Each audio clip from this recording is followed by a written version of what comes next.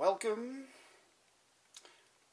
I'm going to try to present some science for the folks out there.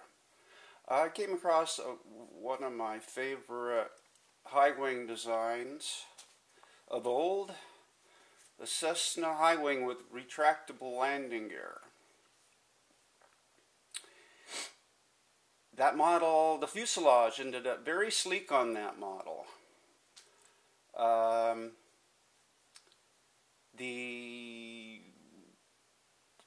Cessna, however, didn't play by all the rules in its design. Of course, they can make the rules up as they want, but I'll get to that in a moment. So, if the things that are known, things that are common knowledge about any given airframe, this is describing the CG of an airframe and showing where so many people put on dead weight by having this material at the aft. It serves no purpose.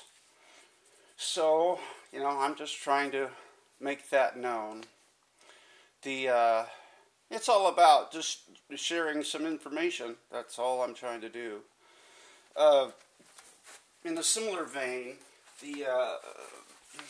this sleek, pretty design of the vert-stab on these it should be toned down, really, for a model, because models are different, but it works and it looks good.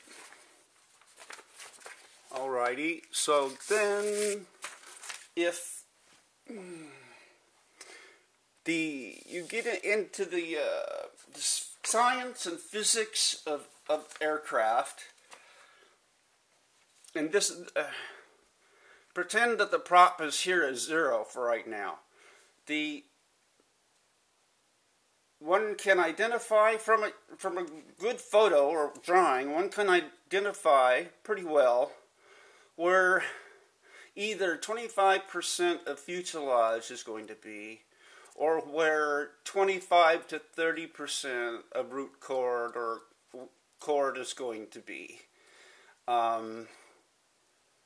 Which is very close to the same thing in the real world, but specifically, the CG is at 30, and every wing has what's called a neutral point at 25%, and that aligns with the 25% location in the fuselage, where the center of mass, where we all want the center of mass to end up being. When a model is begun, it has no center of mass. Center of mass gradually takes shape as mass is added and the thing is built. But so that's touching on distribution of mass, and then the reason that a fuselage is shaped this way. It's laminar flow.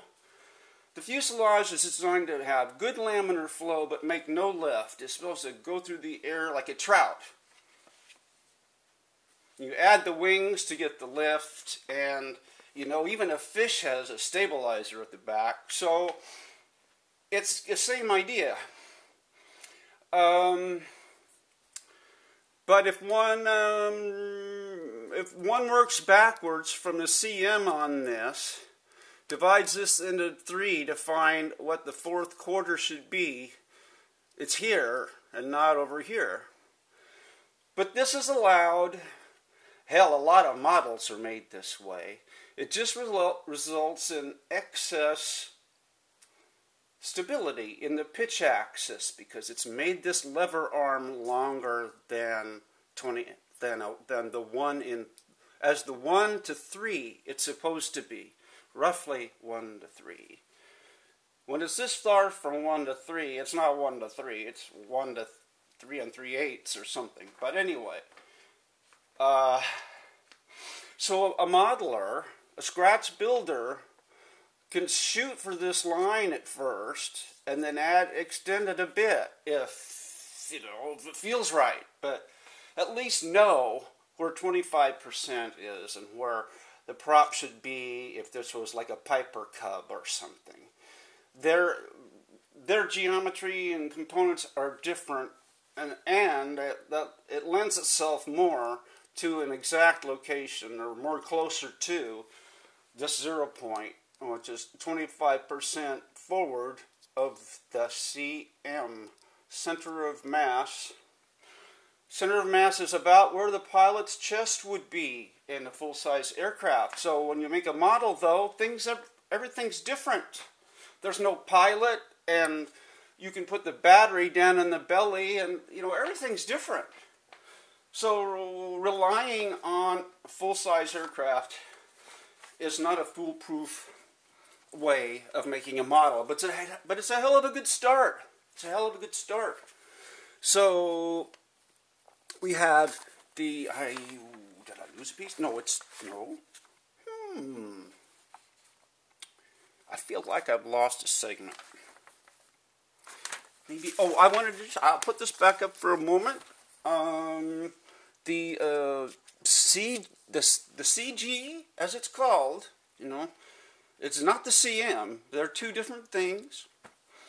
And the CG exists at the surface of the wing, either the bottom surface of a high wing or the top surface of a low wing, because you balance those upside down. But that's another story. Alright, so I'll flash this up again just because I feel like it. Again, I think this model, if folks would pretend that those landing gear are just always retracted and make a model without landing gear, they'd save weight, they could hand launch. You put tape on the belly so you can belly land it, and you're good to go, as in packing tape or something to help preserve it. But anyway, again, the silhouette of the fuselage, it looks like, from any direction it kind of looks like a fish. And you just have that taper, laminar, the shape that promotes laminar flow. Although it's the object is moving, so I'm not sure laminar flow is the exact right term, but that's what you get. So I have this written out that I'll just maybe highlight, talking about the use of GA designs. They're a great place to start, and I refer to darn it, this text is wrong. Let's see here.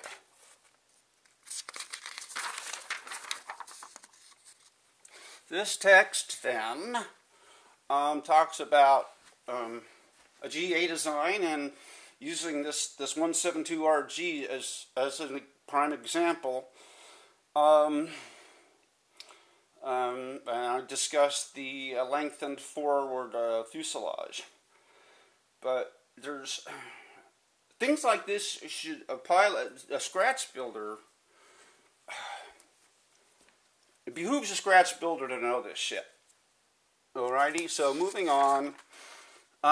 More discussion of the Cessna as an example, and the woe is me, that's the world as we're stuck in. But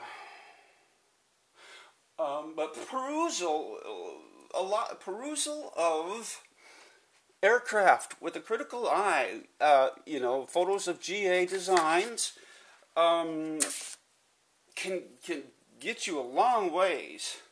Whereas digging up some plans from a kit from the 60s or something could get you part of the way, but there's still issues that one should know about and deal with along the way.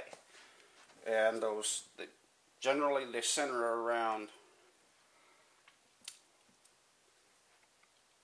not modifying the things that should be modified when the plans are repurposed with a different kind of aircraft, a different kind of model, a different kind of function.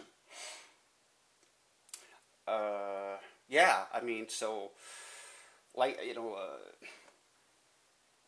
adding power to a glider is pretty much a gross example of how, you know, the glider hasn't changed its nature. It's still shaped like a glider. Sorry, I'm right-handed.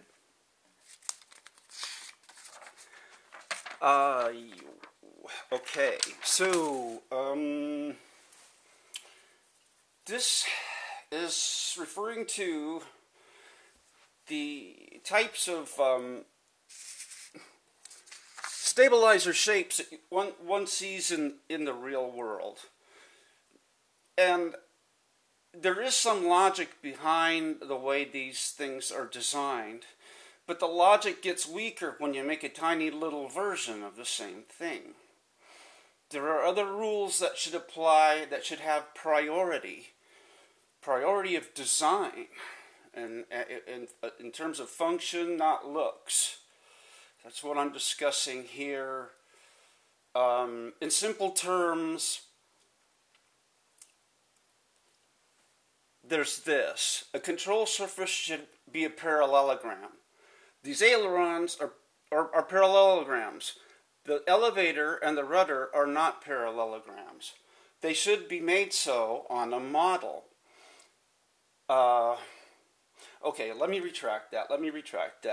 There are various things that play into this. I think the biggest is prop wash and turbulence coming down the fuselage. These areas can be broader to make up for that turbulence. It makes sense that, to some extent, on the full-size airframe. But down to like meter-sized airplanes, I think that goes away, and I think you're better off with a parallelogram for the rudder and the elevator, with the rudder being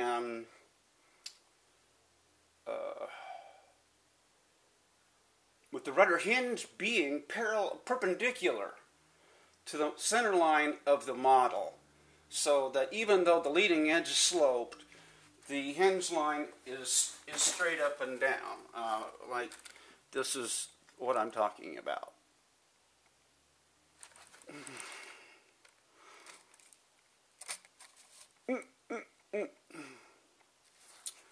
And see also the elevator, the simple elevator with the V cut out of the middle for clearance. And no appendectomy has been done on the bottom of the rudder. Come on, folks. It's just one of those little things. You see, the elevator can stand to lose that 2 square inches or so of area, but the rudder, there's no reason for it to lose any when it's completely fine at the elevator side of the system. So that's the philosophy there. Mine, anyway. My philosophy of the moment. And there are reasons for the things I'm saying. Y'all are free to do your own damn research. I've been learning about this stuff for 50 years, give or take. And I think that winds it up. We'll all have a good time. I plan to put a link to a good photo of the 172RG in here. Okay.